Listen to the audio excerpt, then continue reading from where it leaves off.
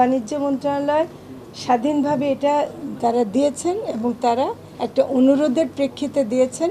দুর্গাপূজা ভারতে দুর্গাপূজা উপলক্ষে বিশেষ অনুরোধ ছিল, সেই অনুযায়ী তারা করেছেন। গতকাল যেটা করেছে সেটা বাণিজ্য মন্ত্রণালয় দিয়েছে, অনুমোদনটা দিয়েছে, যেটা ভারতের যারা মৎস্য ব্যবসায়ী এবং বাংলাদেশের মৎস্য ব্যবসায়ী তারা একটা অনুরোধের প্রেক্ষিতে এটা বাণিজ্য মন্ত্রণালয় দিয়েছে। এর সাথে মৎস্য ও প্রাণী সম্পদ মন্ত্রণালয়ের কোনো সম্পর্ক নেই।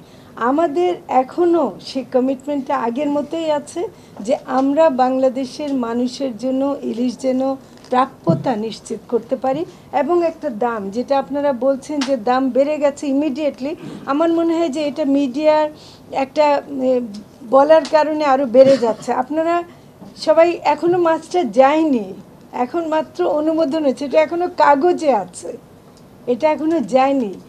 যদি এর প্রভাবে দাম বাড়ে সেটা আমরা মনে করি যে এটা বাড়া উচিত হবে না। এই জন্যে যে আমাদের যে মূল প্রাপ্যতা এবার বোধহয় 5,00,000 টন, 5,30,000 টন হয়েছে, এর মধ্যে 3,000 টন অনুমতি দেওয়া হয়েছে, কিন্তু গত বছরও এই 3,000 টনের বেশি অনুমতি দেওয়ার পরেও কিন্তু তারা ততগুলো নিতে পারেনি।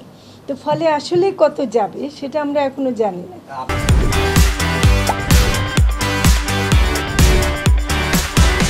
বলে শেষ করব, বাণিজ্য মন্ত্রণালয় স্বাধীনভাবে এটা তারা দিয়েছেন এবং তারা একটা অনুরোধের প্রেক্ষিতে দিয়েছেন। দুর্গাপূজা ভারতে দুর্গাপূজা উপলক্ষে বিশেষ অনুরোধ ছিল, সেই অনুযায়ী তারা করেছেন। সেটা তাদেরকে আমি তো জোর করতে পারি না। আমের ব্যাপারটা আমরা প্রতিনিয়তই আসলে মনিটর করছি, এমনকি মজুদ হয় কিনা, আহরণ কেমন হচ্ছে, এগুলো আমরা দেখছি।